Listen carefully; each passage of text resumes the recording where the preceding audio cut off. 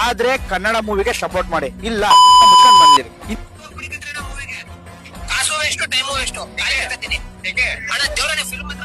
ನೋಡ್ತಾ ಇದ್ರ ಈ ವಿಡಿಯೋ ಬಂದು ಆಗಸ್ಟ್ 1ನೇ ತಾರೀಕು ಮೈಸೂರಿನ ಸಂಗಮ್ ಥಿಯೇಟರ್ ಅಲ್ಲಿ ಶೂ ಫ್ರಮ್ ಶೋ ಮೂವಿಗೆ ರಿವ್ಯೂ ಕೊಟ್ಟಿದ್ದು. ಈ ವಿಡಿಯೋ ಇದನ್ನ ತಗೊಬಂದು ಇವಾಗ ಡೆವಿಲ್ ಮೂವಿ, ಇವಾಗ ರಿಲೀಸ್ ಆಗಿರೋ ಡೆವಿಲ್ ಮೂವಿಗೆ ಅದು ರಿವ್ಯೂ ಅಂತ ಆಗ್ತಾ ಇದೆಯಲ್ಲ, ನಿನ್ಗೆ ಯಾವ್ದ್ರಲ್ಲಿ ಹೊಡಿಬೇಕು, ನಿನ್ಗೆ ಏನೇನ್ ಬೊಯ್ಬೇಕು ಹೇಳು? ಈ ಮಟ್ಟಿಗೆ ಆದ್ರೆ ಶೂ ಫ್ರಮ್ ಶೋ ನೇಮ್ನ ತೆಗೆದ್ಬಿಟ್ಟು ಡೆವಿಲ್ ಅಂತ ಹಾಕ್ಬಿಟ್ಟು ಅಪ್ಲೋಡ್ ಮಾಡ್ತಾ ಇದೀಯಾ. ಇದ್ರಿಂದ ನಿನ್ಗೆ ಏನ್ ಸಿಕ್ಕುತ್ತೆ? ನೀ ಬೆಳಿಬೇಕು ಅಂದ್ರೆ ಈ ತರ ಅವೆಲ್ಲ ಬೆಳಿಬೋದಾ? ದಯವಿಟ್ಟು ಯಾರ್ಯಾರು ಈ ವಿಡಿಯೋ ನೋಡ್ತಾ ಇದ್ರ ಆದಷ್ಟು ಶೇರ್ ಮಾಡಿ.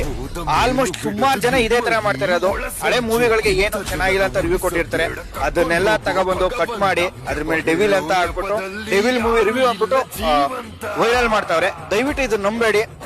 ಹೋಗಿ ನೀವೇ ಮೂವಿನ ನೋಡಿ ಹೇಗಿತ್ತು ಅಂತ ಕಮೆಂಟ್ ಮಾಡಿ. ನಮಸ್ಕಾರ.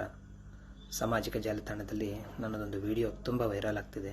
ಸುಮಾರು 6-8 ತಿಂಗಳ ಹಿಂದೆ ನಾನು ಯಾವುದೋ ಒಂದು ಕನ್ನಡ ಮೂವಿಗೆ ನೀಡಿದ್ದಂಥ ರಿವ್ಯೂವನ್ನು ತೆಗೆದು ಇಂದು ದರ್ಶನ್ ಸರ್ನ ಕಂಡ್ರೆ ಆಗದಂತಹ ಕಿಡಿಗೇಡಿಗಳು ನನ್ನ ವಿಡಿಯೋನ ಬಳಸ್ಕೊಂಡು ಅದನ್ನು ಈ ರೀತಿಯಾಗಿ ಬಂಬಿಸ್ತಾ ಇದ್ದಾರೆ.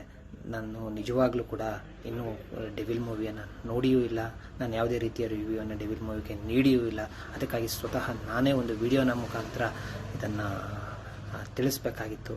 ಅದಕ್ಕೆ ನಾನೇ ಸ್ವತಃ ಈ ವಿಡಿಯೋನ ಮಾಡಿ ನಿಮ್ಮಲ್ಲಿ ಕೇಳ್ಕೊಳ್ತಾ ಇದ್ದೀನಿ.